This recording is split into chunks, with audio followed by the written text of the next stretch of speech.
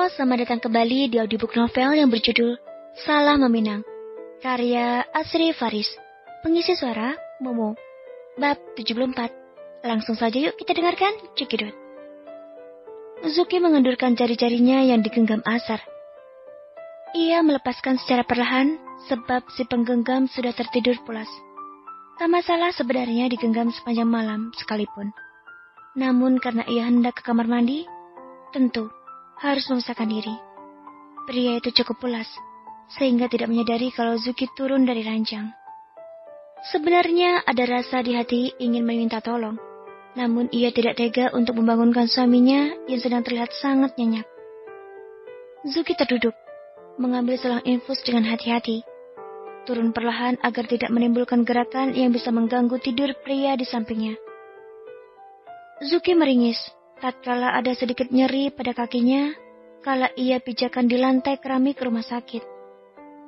Kaki kanan Zuki bagian lutut lumayan parah lukanya, sehingga ia harus berjalan tertatih-tatih dan pelan untuk bisa ke tempat tujuan. Mau kemana sayang?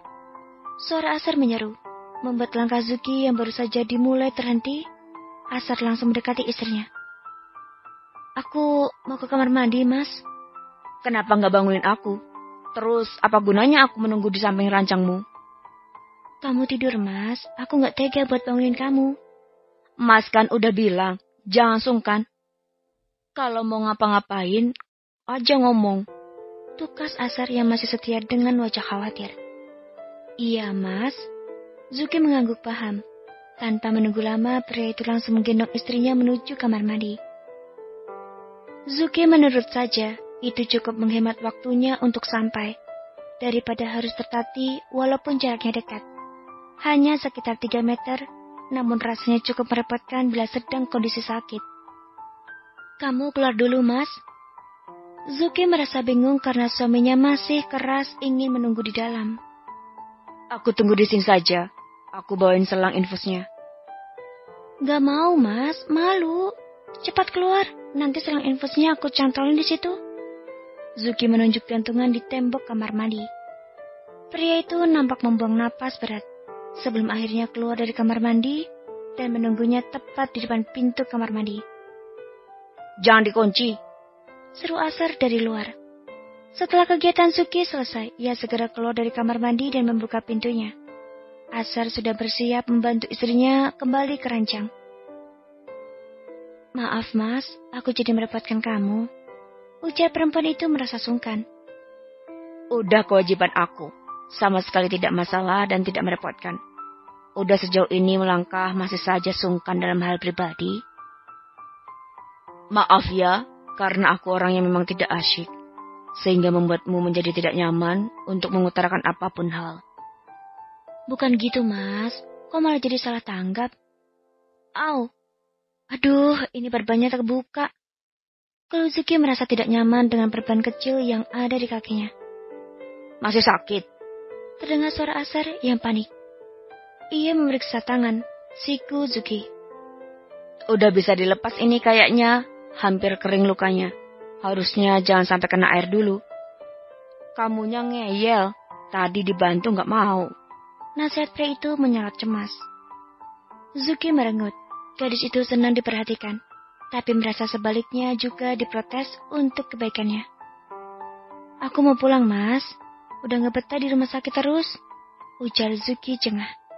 Nanti coba Mas konsultasi ke dokter yang menangani kamu. Secara fisik, Zuki memang banyak luka lebam dan gores akibat silaturahmi dengan Aspal. Namun alhamdulillah, tidak terjadi luka dalam yang serius. Jadi, kemungkinan besar untuk bisa pulang cepat dari rumah sakit seharusnya sudah boleh. Siang ini teman-teman Zuki dari kampus menjenguknya. Kecelakaan itu sampai masuk berita sehingga hampir sepenjuru kampus mengetahui hal naas tersebut. Cepat sembuh ya, Ki. Lekas sehat ya, kawan. Segera pulih biar bisa sharing bareng. Kali ini Zuki terkekeh mendengar celotehnya. GWS, Ki. Makasih ya sudah pada nyempetin datang ke sini. Zuki tersenyum menyambut ramah teman-temannya. Ia tidak menyangka teman satu kelasnya sangat peduli padanya. Di kelas, Zuki cukup pendiam dan tidak pandai berbaur dengan banyak orang. Bukan berarti ia pemilih, namun memang karena Zuki menjadi lebih sedikit tertutup setelah ia menikah. Gagal proyeknya kalau lo sakit gini. Gea masih mode lesu. Selain teman sekelas, ia juga teman satu kelompok membuat tugas acara fashion show. Insya Allah, enggak lah. Deadline sampai akhir bulan kan? Semoga aku udah bisa masuk. Ucapnya yakin, penuh semangat. Oke, semangat sembuh. Mia menyeru senang. Tiba-tiba sapaan Salah menginterupsi ruangan. Gea, Raven, Geralt, dan Amar datang juga untuk menjenguk Zuki. Karena suasana kamar cukup ramai, sebagian temannya mulai pamit undur diri. Wajah Asar cukup awas memandangi gerak-gerik teman-teman istrinya, terutama yang menjenguk rombongan terakhir yang baru datang. Siapa lagi kalau bukan ada Amaria? Pria itu lebih memilih menepi, duduk di sofa pura-pura sibuk dengan Maxbooknya. Ralat, Asar memang sedang mempelajari laporan yang dikirim Alwi.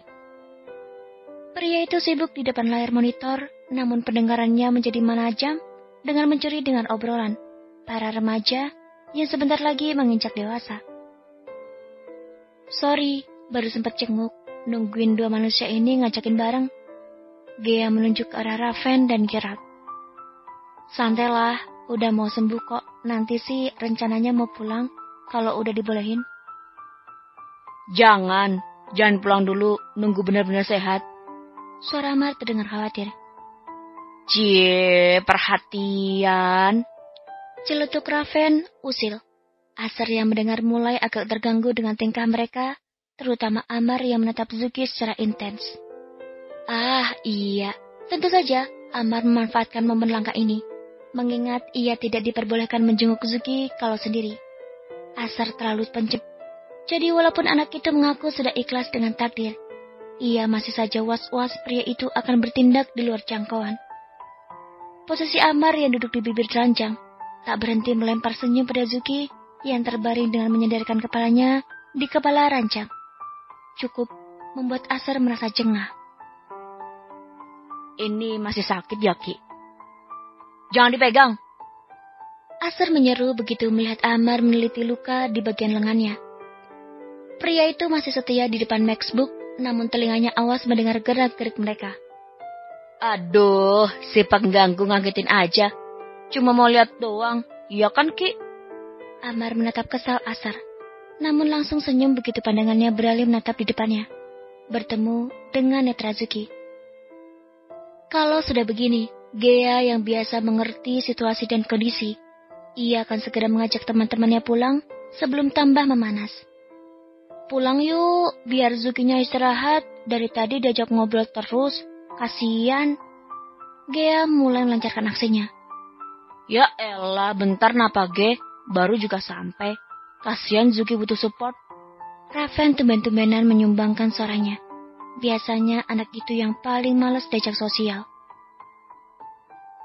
Cerita dong Ki, kronologi kejadian sampai lo berakhir naas di sini. Tanya Geralt yang cukup mewakili teman-teman yang lain juga ingin tahu. Kejadiannya kan malam ya, lewat jam 10 itu. Waktu gue liat berita.